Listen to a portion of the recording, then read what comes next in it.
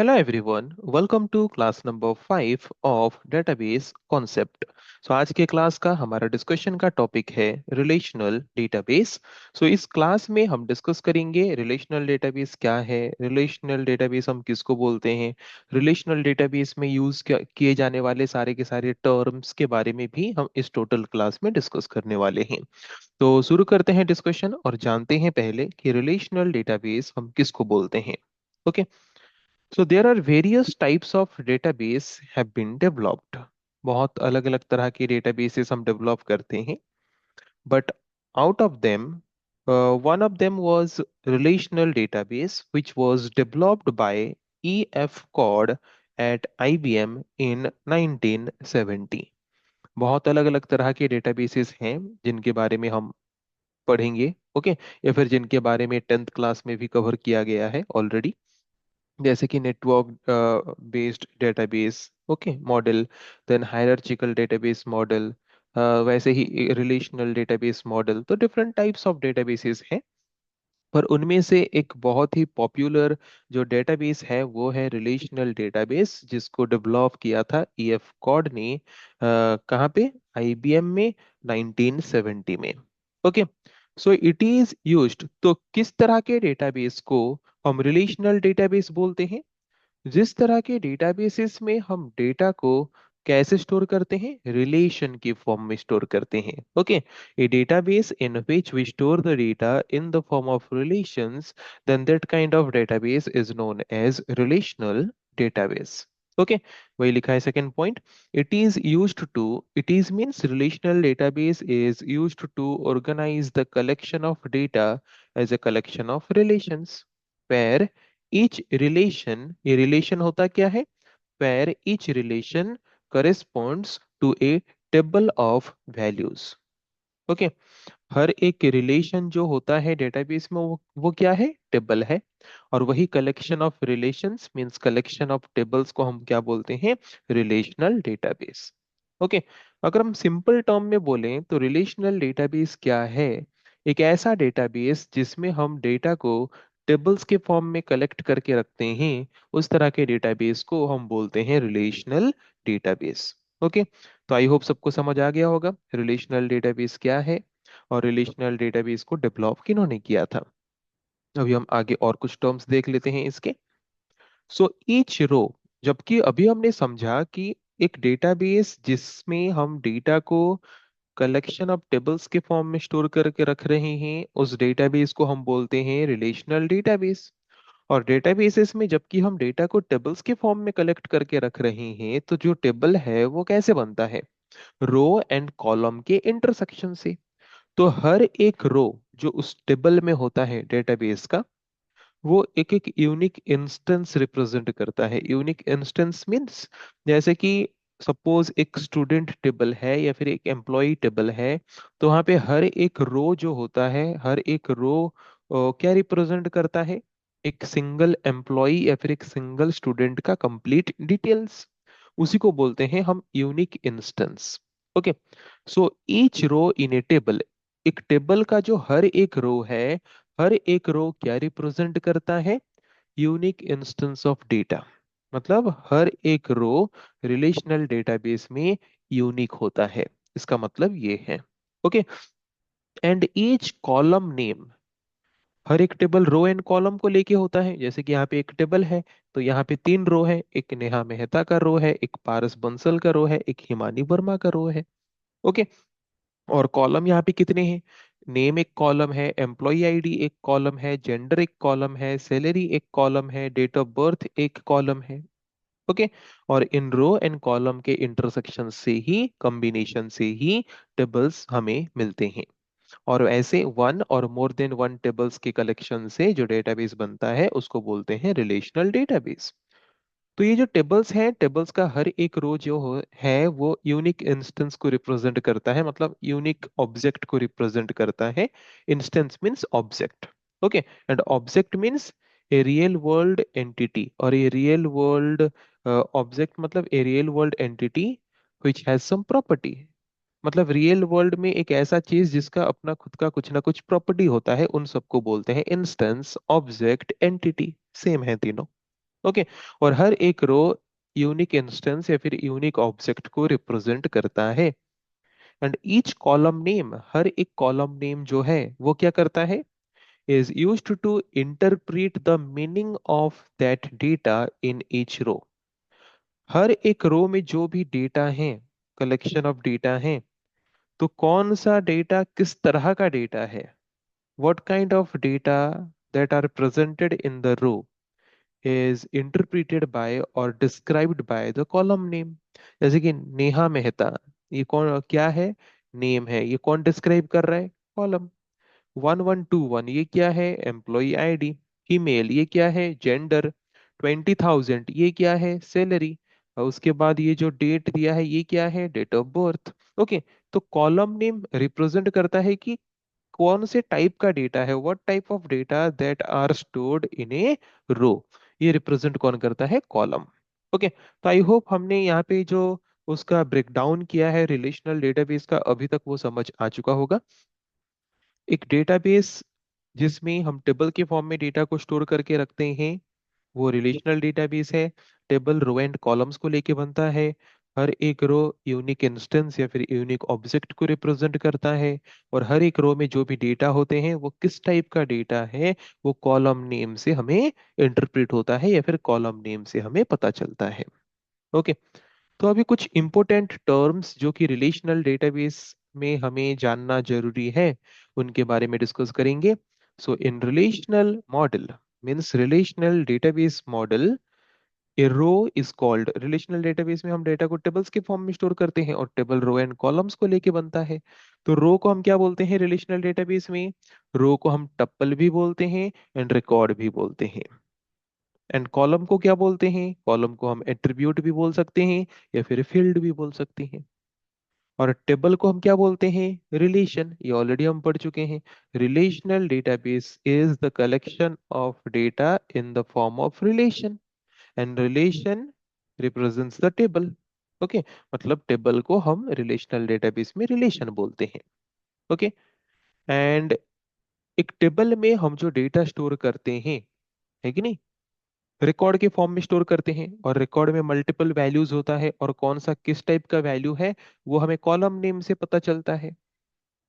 Then कौन से column में हम किस टाइप का वैल्यू स्टोर कर सकते हैं, उसको हम बोलते हैं डेटा टाइप। तो उसको हम रिलेशनल डेटाबेस में क्या बोलते हैं, domain. Okay. The data type of values in each column, हर एक कॉलम में किस टाइप का वैल्यू, किस टाइप का डेटा हम स्टोर करेंगे, वो हम किसके द्वारा डिफाइन करेंगे, डोमेन। किसके द्वारा डिफाइन करेंगे, domain. Okay. The number of attributes in a relation is called the degree of a relation.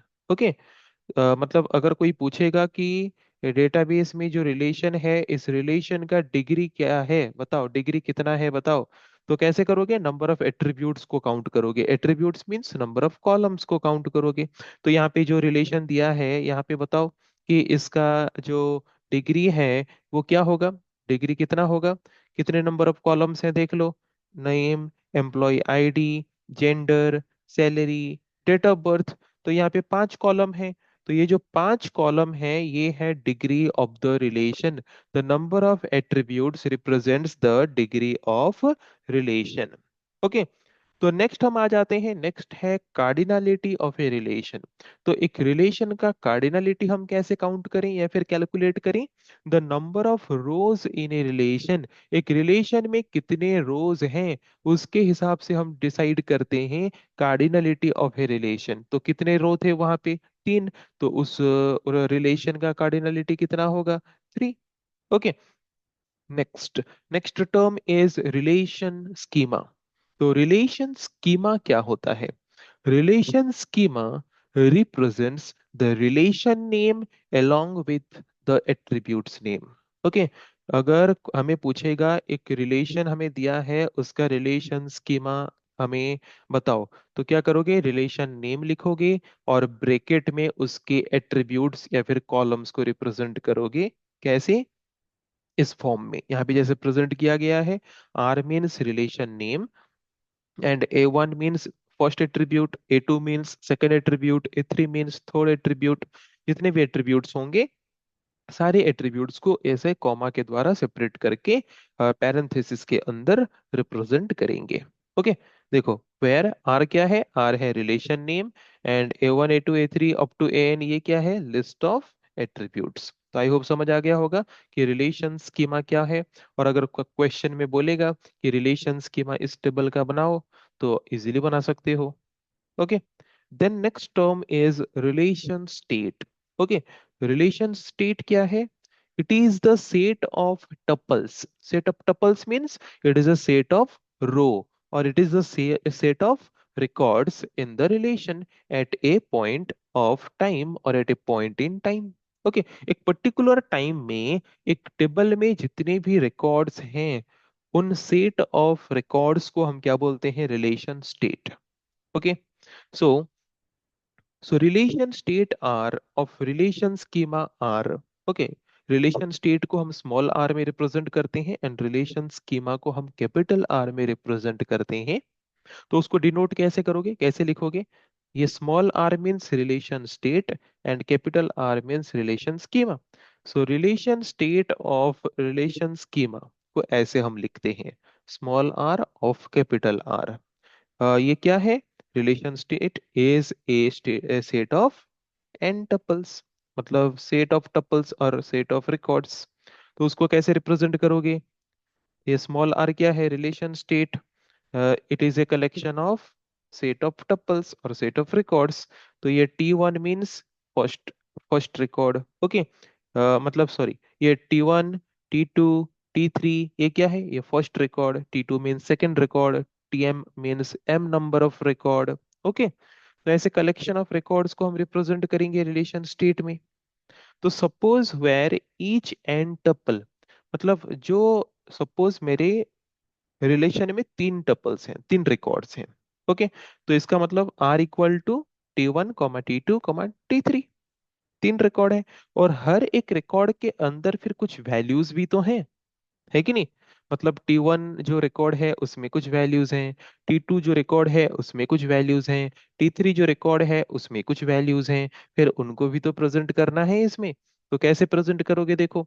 तो सपोज एक रिकॉर्ड है T1, तो उसको कैसे रिप्रेजेंट करोगे, एंगल ब्रैकेट के अंदर रिप्रेजेंट करोगे, value 1 value 2 up to value N। Okay, तो वैसे ही T2 रिकॉर्ड का भी रिप्रेजेंट करेंगे, ऐसे ही T3 रिकॉर्ड का भी रिप्रेजेंट करेंगे। ओके, तो यहाँ पे आई होप सबको समझ आ गया होगा। तो यहाँ पे देखते हैं इसको अगर हम रिप्रेजेंट करेंगे तो कैसे रिप्रेजेंट करेंगे। तो और थोड़ा चीज यहाँ पे जो लिखा है उसको देख लेते हैं।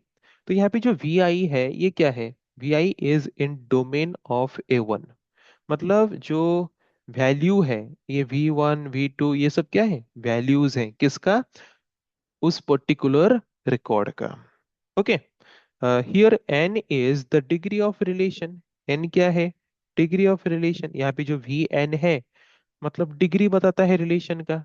देखो एक रिकॉर्ड में जितने भी वैल्यूज हैं, मतलब उस रिकॉर्ड में जितने भी वैल्यूज हैं वो क्या रिप्रेजेंट कर रहा है कि उतने एट्रीब्यूट्स हैं। ओके, और नंबर ऑफ एट्रीब्यूट्स क्या होता है, डिग्री ऑफ रिलेशन। और M क्या रिप्रेजेंट कर रहा है, कार्डिनलिटी ऑफ द रिलेशन। तो M कहाँ पे है, देखो यहाँ पे, small r equal to T1 T2 up to TM, है कि नहीं?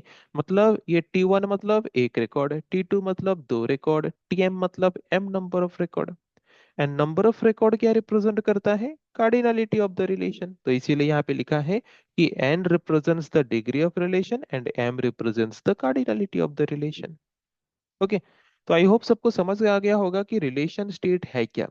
Relation state is a set of record that are present in a relation, और जिसको हम स्मॉल r के द्वारा डिनोट करते हैं।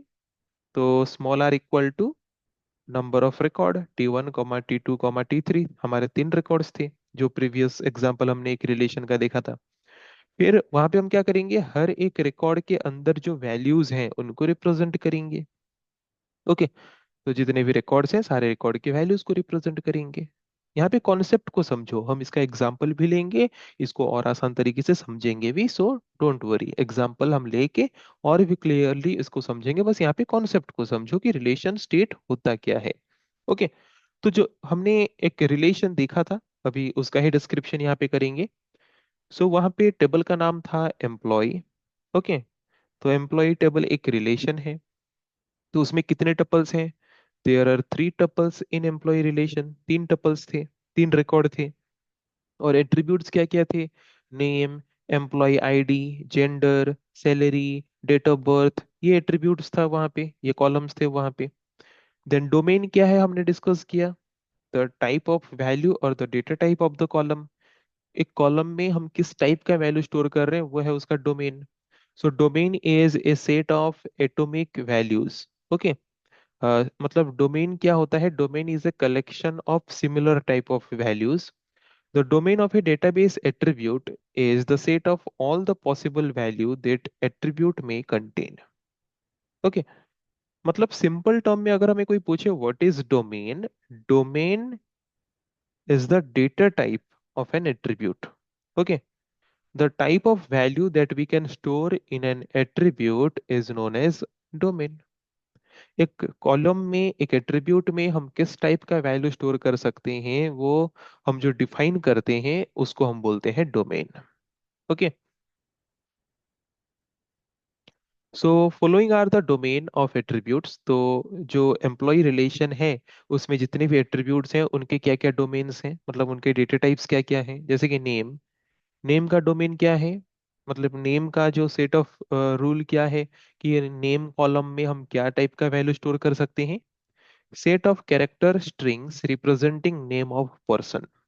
ओके। मतलब यहाँ पे हम कैर डेटा टाइप, वर कैर डेटा टाइप, ऐसे different type of data types use कर सकते हैं जिसको यूज करके हम स्ट्रिंग वैल्यू स्टोर कर सके। ओके। तो यहाँ पे डोमेन क्या है नेम एट्रीब्यूट का? कि सेट ऑफ कैरेक्टर स्ट्रिंग बस उसमें स्टोर हो पाना चाहिए। Employ ID, employ ID is represented as the set of 4 digit number. हम यहाँ पे 4 डिजिट नंबर ही स्टोर करेंगे एम्प्लॉय आईडी में, ये इसका डोमेन है। Okay, means what type of value that we can store in a attribute, that is known as domain. Okay. Gender, gender में हम क्या वैल्यू स्टोर करेंगे? या तो मेल या तो फीमेल। सैलरी में हम कोई नंबर स्टोर करेंगे। डेट ऑफ बर्थ में हम क्या स्टोर करेंगे? Should have a valid date, month and year. Okay. Means what type of value we can store in an attribute, that is defined by domain और that is known as domain. Okay. मतलब हम जो data type provide करते हैं attribute को कि वो किस टाइप का वैल्यू स्टोर कर सकता है, उसी को हम बोलते हैं domain. Okay. So I hope सबको समझ आ गया होगा डोमेन क्या है। डिग्री, तो डिग्री क्या था, कितना था? तो नंबर ऑफ एट्रीब्यूट्स, तो कितने एट्रीब्यूट्स थे? क्या क्या एट्रीब्यूट्स थे? Name, employ ID, gender, salary, date of birth, 5। So degree क्या होगा एम्प्लॉय रिलेशन का? 5। ओके। देन कार्डिनलिटी, कितने नंबर ऑफ रिकॉर्ड्स थे? 3, तो cardinality will be 3। Relation schema क्या रिप्रेजेंट करता है? Relation name and attributes name. तो यहाँ पे देख सकते हो, relation name employ and attributes name, name, employ ID, gender, salary, date of birth. Relation state क्या रिप्रेजेंट करता था? सेट ऑफ रिकॉर्ड्स और सेट ऑफ टपल्स। तो कितने रिकॉर्ड्स थे? 3। तो करली, ओपन करली ब्रेसेस से लेके क्लोज करली ब्रेसेस के अंदर 3 रिकॉर्ड होंगे। ओके। और हर एक रिकॉर्ड के वैल्यूज को हम एंगल ब्रैकेट के अंदर रिप्रेजेंट करेंगे। तो ये फर्स्ट रिकॉर्ड है नेहा मेहता का, देन कॉमा सेकंड रिकॉर्ड है, कॉमा देन थर्ड रिकॉर्ड है। Okay, this is relation state. So हम और कुछ कैरेक्टरिस्टिक्स देखेंगे रिलेशन का। ओके। जैसे कि रिलेशन में जब हम डेटा स्टोर करते हैं, so ordering of tuples is not important in the relation. जरूरी नहीं है कि हम प्रॉपर ऑर्डर में रोल नंबर वाइज या फिर एम्प्लॉय आईडी के सिक्वेंशियल वाइज डेटा को स्टोर करें। हम डेटा को एक रिलेशन में किसी भी ऑर्डर में स्टोर कर सकते हैं, और बाद में जब हम डेटा को सर्च करेंगे, रिट्राइव करेंगे अपने रिक्वायरमेंट के हिसाब से, हम सॉर्टिंग करके रिट्राइव कर सकते हैं। Okay. Then the ordering of attributes is also unimportant. जरूरी नहीं है कि पहले ही नेम रहे उसके बाद बाकी डिटेल्स रहे। नेम को हम, नेम एट्रीब्यूट को हम बाद में रख सकते हैं, बाकी एट्रीब्यूट्स को हम पहले रख सकते हैं। कोई कंपलसरी नहीं है कि एट्रीब्यूट्स का जो ऑर्डरिंग है वो फिक्स्ड होना चाहिए। Okay. No two tuples of relation should be identical. That is, given any pair of two tuples value in at least one column must be different. दो दो रिकॉर्ड जो हैं, एक रिलेशन में दो रिकॉर्ड जो हैं, दो रिकॉर्ड का सारे के सारे वैल्यूज एग्जैक्टली सेम नहीं होना चाहिए। ओके, तो वो कैसे हम कर सकते हैं? By the help of primary की। ओके, प्राइमरी की का कॉन्सेप्ट यूज करके हम क्या कर सकते हैं? सेम टाइप का वैल्यू मल्टीपल टाइम्स कैसे स्टोर ना हो, वो हम कंफर्म कर सकते हैं। Then the value in each tuple is an atomic value.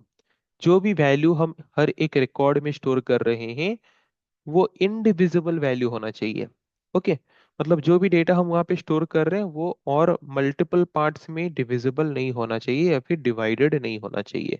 Every value in record that are stored must be unique. Okay, if the value of an attribute in a tuple is not known or not applicable or not available, a special value called null is used to represent them. Relational database में, relation में अगर हमें किसी भी record के कोई भी एक पर्टिकुलर एट्रीब्यूट में क्या वैल्यू स्टोर करना है हमें नहीं पता, तो वहां पे हम क्या यूज करेंगे? नल कीवर्ड यूज करेंगे। नल मीन्स नथिंग, मतलब means it doesn't consume any memory space और it doesn't reserve any memory space। Okay, मतलब कहीं पे अगर हमें पूरा ब्लैंक वैल्यू ही छोड़ना है, कुछ भी मेमोरी स्पेस रिजर्व नहीं करना है, तो वहां पे हम कौन सा कीवर्ड यूज करेंगे? नल कीवर्ड यूज करेंगे। तो क्या क्या हमने सम एक्स्ट्रा कैरेक्टरिस्टिक्स हमने देखा रिलेशन के बारे में, कि रिकॉर्ड का ऑर्डरिंग कंपलसरी नहीं है, कॉलम का ऑर्डरिंग भी कंपलसरी नहीं है, दो रिकॉर्ड सेम वैल्यूज का नहीं होना चाहिए। ओके, देन जो भी रिकॉर्ड में हम वैल्यू स्टोर कर रहे हैं वो एटॉमिक वैल्यूज होने चाहिए, मतलब इनडिविजिबल वैल्यूज होने चाहिए। देन अगर हमें कोई भी एट्रीब्यूट में कोई भी वैल्यू स्टोर नहीं करना है या फिर क्या वैल्यू स्टोर करना है हमें नहीं पता, या फिर वो वैल्यू अवेलेबल नहीं है, तो उसके जगह पे हम क्या वैल्यू रिप्रेजेंट करेंगे? क्या लिखेंगे? नल। ओके, जब हम नल लिखेंगे, दैट मीन्स जो हमारा डेटाबेस है वो समझ जाएगा कि ये कोई भी मेमोरी स्पेस रिजर्व नहीं कर रहा। ओके, सो आई होप आज के क्लास में हमने जो रिलेशनल डेटाबेस के बारे में अभी तक डिस्कस कर लिया कि रिलेशनल डेटाबेस क्या है, उसमें जो रिलेशन में डिफरेंट टर्म्स हम यूज करते हैं, आई होप सब क्लियर हो चुका होगा। ओके, सो ये जो रिलेशनल डेटाबेस है, इसको बनाने के लिए हम जो सॉफ्टवेयर यूज करेंगे, उस सॉफ्टवेयर को हम बोलते हैं रिलेशनल डेटाबेस मैनेजमेंट सिस्टम, जिसको शॉर्टली हम बोलते हैं आरडीबीएमएस। ओके, तो ये डीबीएमएस तो हमने पढ़ा था, डेटाबेस मैनेजमेंट सिस्टम एक ऐसा एप्लीकेशन सॉफ्टवेयर है जिसको यूज करके हम डेटाबेस बना सकते हैं। तो अगर एक डीबीएमएस सॉफ्टवेयर को यूज करके हम रिलेशनल डेटाबेस बना पा रहे हैं, देन उस डीबीएमएस सॉफ्टवेयर को हम आरडीबीएमएस बोलेंगे। ओके, क्योंकि वो डीबीएमएस सॉफ्टवेयर हमें रिलेशनल डेटाबेस बनाने का फैसिलिटी प्रोवाइड कर रहा है। तो कुछ एग्जांपल्स क्या है आरडीबीएमएस सॉफ्टवेयर का? Oracle, my SQL, IBM DB2, ऐसे और भी हैं, Libra office base, open office base, MS S S. Okay, तो ये जितने भी डेटाबेसेस का नाम, जितने भी डेटाबेसेस एप्लीकेशन या फिर जितने भी डीबीएमएस एप्लीकेशन का नाम मैंने लिया, इन सबको यूज करके हम रिलेशनल डेटाबेस बना सकते हैं। इसीलिए इन सारे के सारे डीबीएमएस सॉफ्टवेयर को हम RDBMS सॉफ्टवेयर भी बोल सकते हैं। सो आई होप आज के क्लास में हमने जितना भी टॉपिक डिस्कस किया सबको समझ आ चुका होगा। नेक्स्ट क्लास में हम डिस्कस करेंगे ऐसे और कुछ टॉपिक के बारे में। आज के लिए इतना ही। Thank you.